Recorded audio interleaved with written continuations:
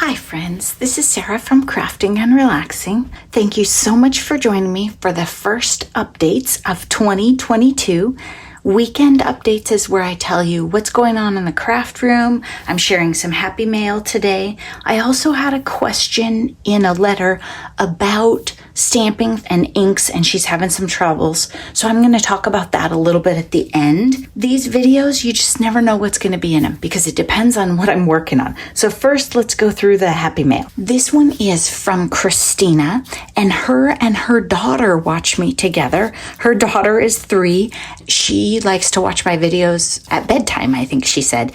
And that's funny because so does Noni. That's why Noni likes to have a video every day, because then she can have a bedtime story every day. This is just gorgeous. Really neat. I like this decal edge on this foil. She sent some neat little die cuts and some fun stamps. Look at that polar bear stamp. That is cute. Then this is from Midge of Midge's Mountain Crafts. It's a beautiful card with lots of glitter on it. And look at these. Have you seen these? These tiny little blue flower stickers. Just a touch of glitter. I mean, these could go on everything because they're so small and wonderful. If you're not familiar with Midge, she has a channel here on YouTube. She does paper crafts, polymer, clay, like neat little really cool stuff. She does trash to treasure projects, so you might want to check her out. Then this is from Emily, and Emily is here in Oregon with me, but we haven't actually met. And I saw this card on her Instagram and I was asking her questions. It is just cool. She's die cut this circle out and suspended this snowflake on it. Then mounted cardstock over it to cover it. And then look at this. She glued, this was what I was asking her about. I would have lost my mind. She glued this gorgeous trim around that circle. And it is just a lovely card. I am honored to have it, Emily. Thank you so much. Let me show you her envelope. She had a really cute do not open until the 25th. So I set it aside and then misplaced it. My fault. That was terrible. And look at this dog with Santa. Oh my gosh. Thank you so much. Emily said that she learns a lot from me, which I thought was funny because she made this and sent it to me. And I feel like I could still learn a lot from her too.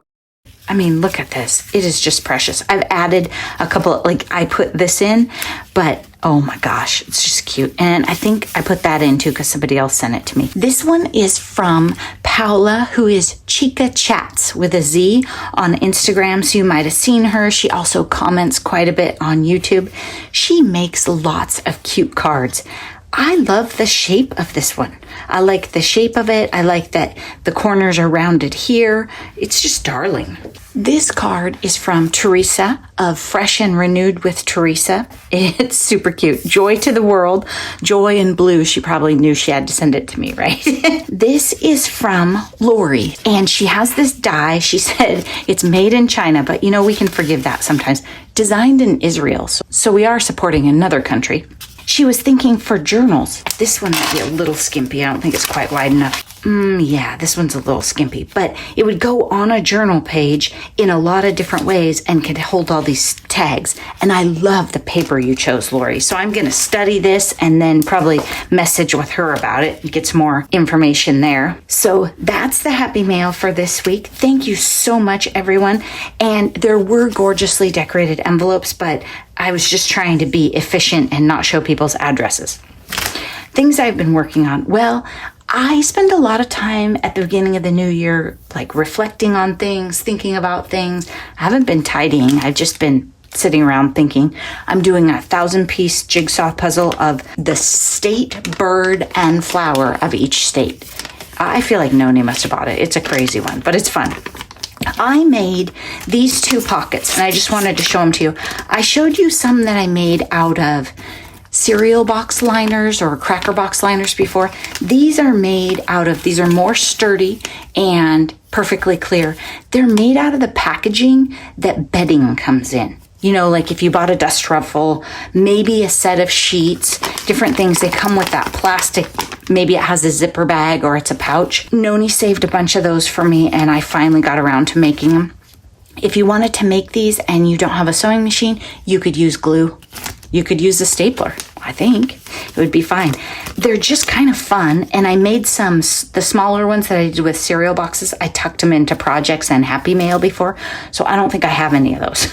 Because I lose things, right? I love to have clear storage.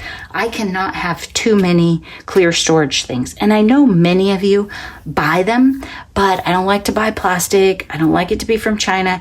And I very often buy things and then don't like them. So then I have to find somebody else to give them to. So this way you can make it the exact size you're looking for. You can take something and say, okay, I want to be able to put a card and a marker in here, and you can make it the exact size for your little travel kit. I'm thinking about making some blue or wintry cards. I don't know. I need to work on Joy of Blue. I haven't done that. And I thought maybe I would bust out this Catherine Pooler paper. But Andrea also picked up another winter paper pack. I know, you guys, it's crazy. But it was like $5, like $4.80 when the dust settled. So maybe I'll use that. I'm going to see her tomorrow. So maybe I'll use that one. I haven't decided yet. Thought with all of these Joy items and the embellishments I've been making lately, I'll probably do cards for Joy of Blue. I had a journal idea too, though, so you never know. It could go either way still. I can't remember if I told you in a video or not, but my word is going to be calm for 2022. I have my goals all mapped out. And one thing that I did with my crafty goals that is different than normal, and I'll try and show you. Maybe you don't have crafty goals. That's fine. You don't have to, right? Maybe this helps you for some other kind of goals in your life, whatever. This is how I do my YouTube, essentially. This was my YouTube and crafting list place, but I've been using my Remarkable a lot for my daily list. But I have to think about, how does the month lay out? When are the weekends? And when do I have to get my videos done? This year, I put my goals on the right-hand side of the page as it goes through.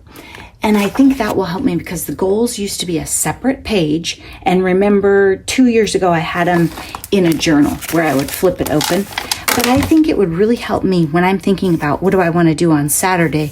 Oh, have I made something blue? Have I worked on an unfinished object? Have I done some mixed media? Have I done a 30-minute tidy this month? To really look at it that way. I use this method for my videos because that way I stay on track for my collabs. And then if I think up other videos or have them ready to go, I'll pencil them in on the days. I use pencil because I change my mind on almost everything. I think by writing my goals, I had them last year in the back on a separate page, and then the year before in a separate journal. By writing my goals in a place where I wasn't looking all the time, I don't think it was working for me. For my butterfly personality bouncing around, you know, they say you need to have your goals on your bathroom mirror or on your fridge or that kind of thing. I think they're right, because out of sight, out of mind for me. So just something I'm changing up. I think that's it. Projects. I'm sort of ahead because this is the 1st and I'm already talking about Joy of Blue, which is the 12th. Usually I'm like 48 hours out and haven't filmed it. And I have Smash Our Stash done. So I think that gives me some time. It's also totally likely that I won't work on Joy of Blue tomorrow. I'll do something totally different. Who knows? We'll see. Okay, let's talk about stamping a little bit. First of all, I have a 30-minute video that's all about ink, all about different types of ink. It is one of my earlier videos. The sound isn't great, the camera's not great, and the table shakes. Well, you roll with it. But I just want to go through this a little bit. So the question that Christina asked me is, her Memento inks are, I think the word she used was blotchy. Yes, blotchy. That could be a million reasons, Christina. I'll tell you that right now. There are a bunch of different types of inks, right? And you've told me that. But then there's also a bunch of different types of stamps. So these are what I call, these images, can you see this giant birthday cake in there? Are solid images. Those are going to be blotchy with a dye ink. That's probably true every time. You might be using sentiments, and I would think they would be okay for that. I recently, it's funny that you asked that, got frustrated with my memento pad, and I gave it to somebody when I did a porch pickup for craft supplies. I just put it in there. But I'm going to show you a couple things. Hopefully they'll help you. If not, we'll just email. And maybe somebody else will get something out of this while we're at it. For the rest of you, Christina just sent me a letter. This is the first time. You are always welcome to ask me questions. I am happy to help all the time. Have no problem with it. So don't be shy and think, oh, I haven't commented. No, I don't care. Do whatever you want. If you have a giant stamp like this, like a big solid area, and you use a dye-based, and I'm using an older Stampin' Up! Pad because this Catherine Pooler is a premium dye ink. It is brand new, and hers are juicy, and I feel like it's not a comparable example to yours. Okay, so this is a Stampin' Up! Pad, older style, it doesn't matter. This is an old red rubber Stampin' Up! Stamp. I only get to stamp it once because it's not clear. I can't use a stamp positioner. See how the ink isn't totally solid? It shows the grain of the paper. It couldn't get enough on there, and I can't stamp it again because it won't line up right. I mean, I could. Well, I do. Let me just say, I do stuff like that all the time, you guys. You've probably seen me do it. So that's a double, but it didn't line up perfect. And I'm going to do another single. Now, this stamp is very old. I don't wash my stamps. I don't believe in stamp cleaners. Well, it's because I'm lazy. I had one 100 years ago. I use damp cloths and sometimes baby wipes, so that might be the only sort of like soapy thing that's on there. Stamps, when they're brand new, they don't take ink really well. So you kind of want to break them in. If you don't have a permanent ink, then I would just take a dye ink, stamp it on the pad, set that aside and let it dry, and then come back and wash it. It needs a little bit of like grit. I have super, super fine hair. If my hair has just been washed and doesn't have any product in it, it doesn't matter how long I work on it. It's going to look like I just got out of bed in 10 minutes because it doesn't stay. It can't hang on to anything. Giving this stamp a little bit of dried ink on it is kind of like putting product in your hair. It just makes it perform better. Tim Holtz will even tell you that. He says, stamp them with archival and let them dry. So that's a big solid stamp. And I'm wondering if that's the question that you're asking. I'm going to show you with this giant clear birthday cake that I have in here. I have never used this stamp. It is an Echo Park stamp. So that's the other thing. In a red rubber stamp, they're all great. They are, well, I think so. I think that's probably true. The red rubber takes the ink pretty well. Some of these clear stamps do not, especially the cheaper ones. So an Echo Park stamp, this might work perfectly. But those ones that you pick up a whole stamp set for $1.99, people, that is not going to be your friend, probably. Keep that in mind. You do sometimes get what you pay for. Many of you have a Misty, or you have this stamp positioner. You're going to watch me and be like, oh my gosh, she should not use that. I'm not really into stamp positioners. I have two. I have mine and Noni's old one of this one. I had the small one. I didn't love it. I feel like there's a little bit of give right here, which is why I did it over here. And I think that's probably why Noni wasn't a fan of this one. She uses the Misty. Can't buy this one anymore, and I'm not sure we would recommend it anyway. We're going to use the same exact ink on the birthday card or on the birthday cake so you can see it, because I don't want to be switching ink every time, but I want you to see how different things come out. Now, I'm going to make sure that I ink this really, really, really, really well. And we're going to look for Wilson's hair.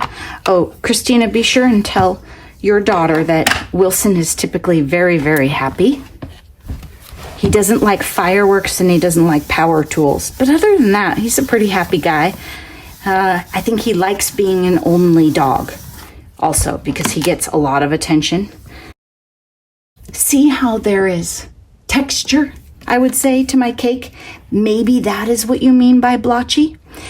This is why Noni and many, many, many people want a stamp positioner. Now, the funny thing is, if you watch me, I very often stamp my images and don't even get my stamp positioner out because, quite frankly, I feel like that cake looks fine to me. But I have re-inked the stamp, and now because I'm using a stamp positioner, and in theory, you're supposed to put it up here so it holds tight, but it doesn't work all that great right there. And in theory, the magnets held it and it's all perfect. Now I can go over it again. This is a candle top and a thing that Noni made me.